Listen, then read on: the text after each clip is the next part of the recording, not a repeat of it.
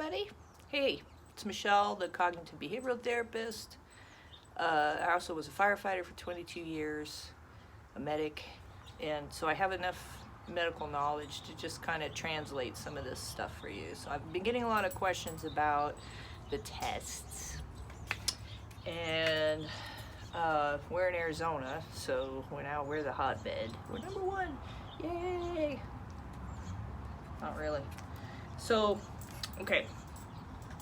There's the rapid tests, and those are the tests where they just kind of take a Q-tip, put it up your nose, just this far up. Okay, so those are the rapid tests. And then you have the ones that are more invasive. I'm not sure what they're calling those, but the invasive test, that's what I'm going to call it. And then you have the blood test. So you got the rapid test, that's just up the nose. You've got the invasive test, which is where they go up the nose and down your throat, kind of make you gag and feel like you're going to throw up. And then you got the antibody test. That's a blood test to see if you have enough of the antibodies. Now, for the rapid test to give you a positive, you have to have at least 30 to 40%, I think it is, of the culture that they get, so of the snot that they get up your nose. They've got to have 30 to 40% of it have COVID virus in it. That's why this one's not accurate. So some people may not have, so you could still have coronavirus when you test negative for a rapid test. You might be asymptomatic, but you could still have it, and you just don't have it 30 to 40%. So the negatives for the rapid test are not accurate. You could still be positive, but if you're positive, you have at least 30 to 40%, then you're positive. So the positive readings for the rapid tests are accurate. The negative readings or the invasive test, okay, so for the invasive test,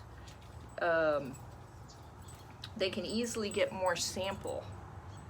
That's why, swabbing all the way down, it's like a tube that goes down from your nares, your nasal cavity, all the way down into your throat.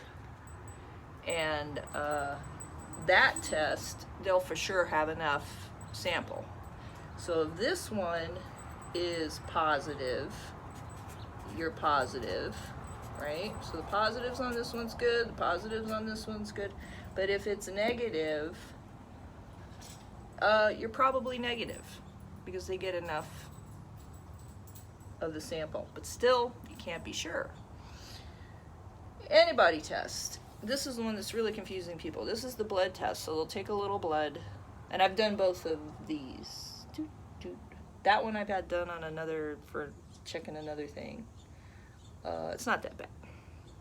Okay, so the antibody test, they're looking for the antibodies from the virus. I think I had COVID back when everybody else did in March. But my antibodies now are negative.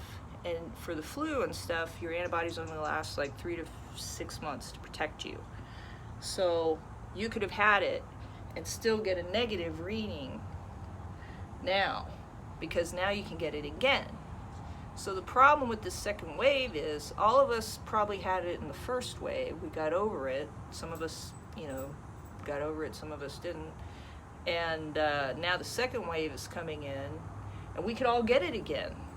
So even more of a reason to be wearing all the masks, because you can have a negative for this one or this one, and maybe even this one, we're just not sure yet, and you still could have it. So basically, I'm just acting like I have it, which I think I do anyway all the time, because I'm all anxious about it. I think I have it, and if I walk around thinking, well, I have it, but I'm blessed, I'm not one of those people that's going to get sick from it, I'm just going to keep it from being spread to everybody and stay home as much as possible And if I do go out, I wear my mask and I wash my hands and I stay 6 feet away from people at least. So that's how we're going to live.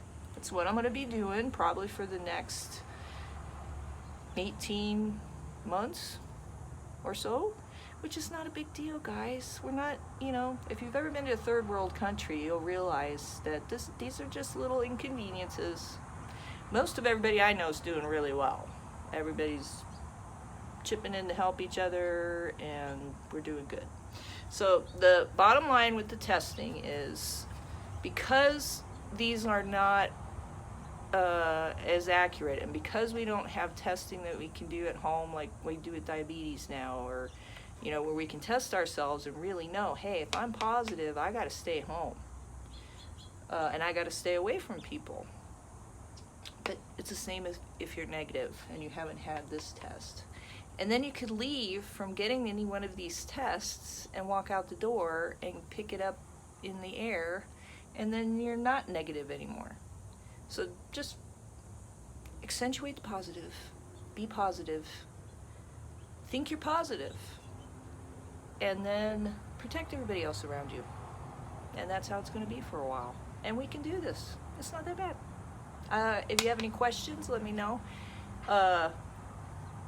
And I will be back soon with a video on resiliency. And there was another one. Oh!